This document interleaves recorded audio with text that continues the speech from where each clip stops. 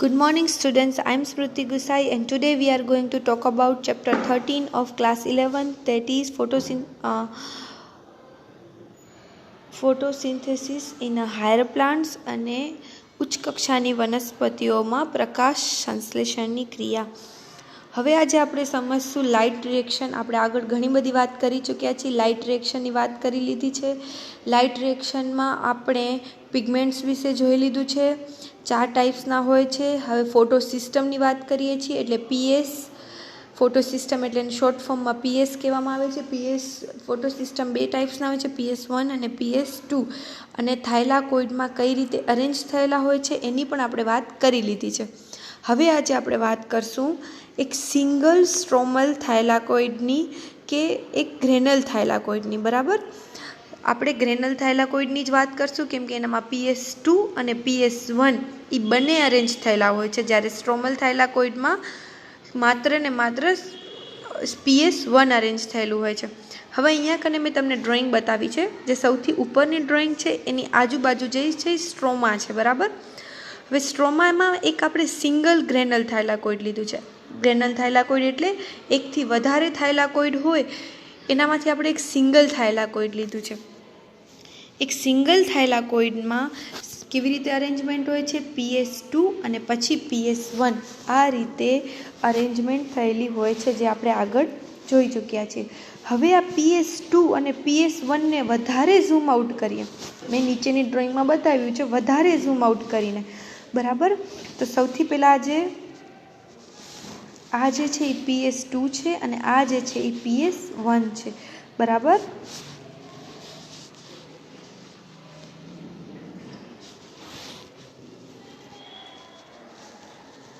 હવે આપણે વાત કરીએ, ઉપરથી સનલાઇટ પડે છે.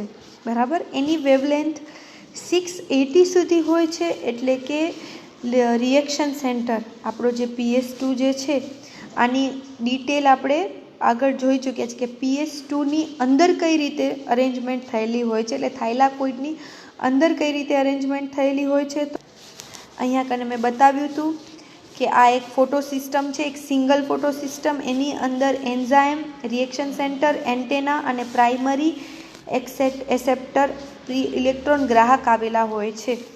આ જ રીતે આ જે આખી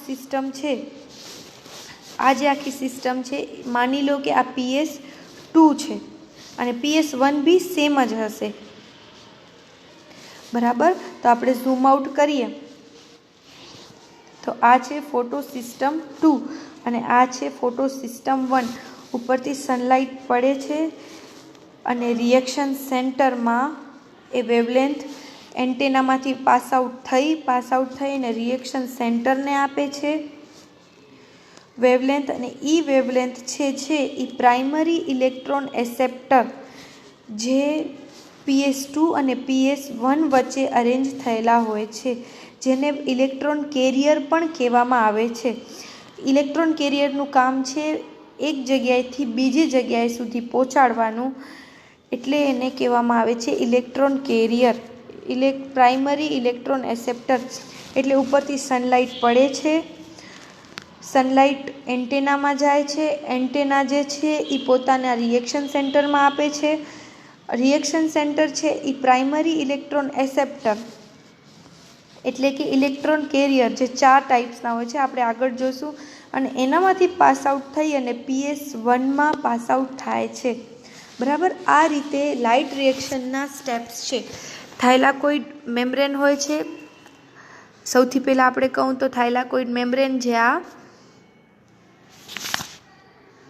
આ બતાવ્યું છે મેં, એ છે આને ઝૂમ આઉટ કર્યું છે. બરાબર, એટલે આને કહેવામાં આવે છે થાઇલાકોઇડ મેમ્બ્રેન. બરાબર, જેના ઉપર PS2 અને PS1 અરેન્જ કરવામાં આવ્યા છે. રિએક્શન સેન્ટર બી હોય છે, પ્રાઇમરી ઇલેક્ટ્રો એસેપ્ટર, બંને ઉપર લાઇટ નાખવામાં આવે છે અને લેસ દેન 680 નેનોમીટર લાઇટ નાખવામાં આવી, જેથી PS2 જે છે એ એક્ટિવ થયા અને રિએક્શન સેન્ટરને પોતાની એનર્જી પ્રાઇમરી ઇલેક્ટ્રોન એસેપ્ટરને આપી અને પ્રાઇમરી ઇલેક્ટ્રોન એસેપ્ટરે PS1 ને આપ્યું અને એના રિએક્શનમાંથી આ પ્રોસેસ કન્ટિન્યુ થાય છે, બરાબર. આ રીતે લાઇટ રિએક્શન એટલે પ્રકાશ તંત્રના આ રીતે સ્ટેપ્સ હોય છે.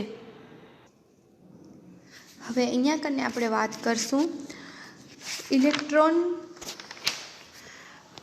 એસેપ્ટરની. મેં તમને કીધું હતું ઇલેક્ટ્રોન એસેપ્ટર જે વચમાં આવેલા હોય છે, ઇલેક્ટ્રોન ટ્રાન્સપોર્ટ ચેઇન, બરાબર. ઇલેક્ટ્રોન કેરિયર આપણે વાત કરી લીધી છે આગળના, અહીંયા વાત કરી હતી ને, જે આને આપણે ઝૂમ આઉટ કરીએ, ઇલેક્ટ્રોન કેરિયર એટલે પ્રાઇમરી એસેપ્ટરની જે 4 ટાઈપના હોય છે.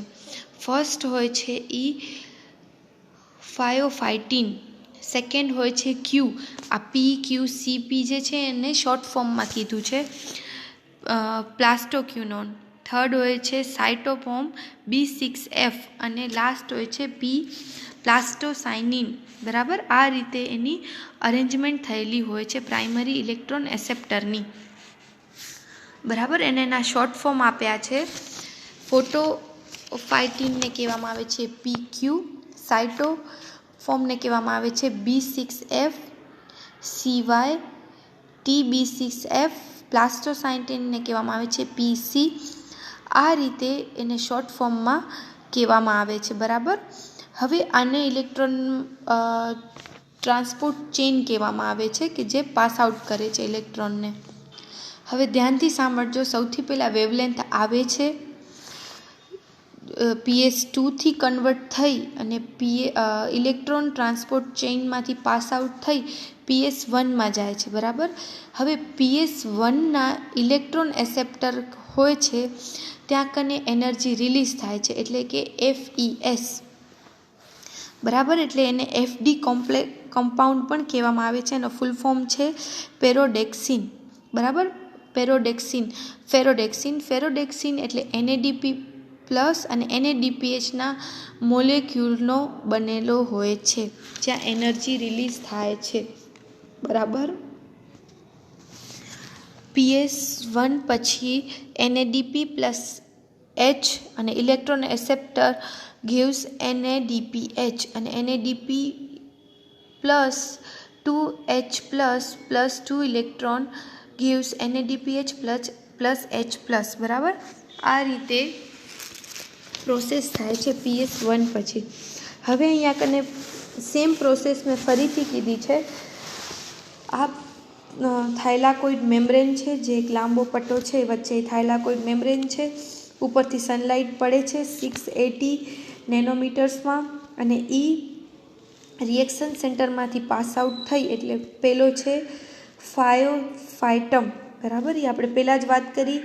PS ઇલેક્ટ્રોન એસેપ્ટર છે એ 4 ટાઈપના હોય છે, એમાં પેલો જે છે પહેલા ઉપર પડે છે, બરાબર. અહીંયા તમે જુઓ 680 પરથી ફાયોફાઇટમ, પછી એનામાંથી PQ એટલે પ્લાસ્ટોક્યુનોન, પછી સાઇટોફોર્મ B6F, એના ઉપરથી ફોટોસાઇનિન PC ઉપર, બરાબર. એના ઉપરથી પાસ આઉટ થઈ અને PS1માં પાસ આઉટ થાય છે, એટલે 700 નેનોમીટર્સ, અને અહીંયાથી એનર્જી રિલીઝ થઈ FESમાંથી FD અને લાસ્ટમાં આપણને NADPH+ NADP મળે છે. આ રીતે આપણને એનર્જી મળે છે.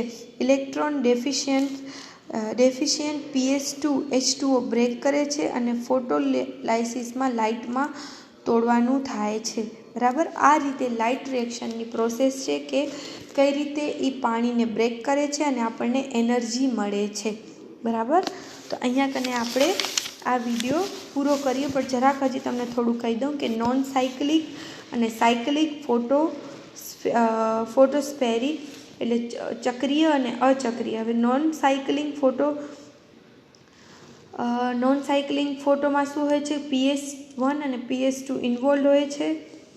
પ્રોડક્ટ હોય છે 3 મળે છે આપણને, ATP, NADPH અને ઓક્સિજન ગ્રેન્યુલ થાઇલાકોઇડ ઉપર થાય છે. અને સાયક્લિક ફોટો ઉપર લાઇટ મોર દેન 680 નેનોમીટર્સ અને PS2 not working because light reaction more than 680 નેનોમીટર્સ.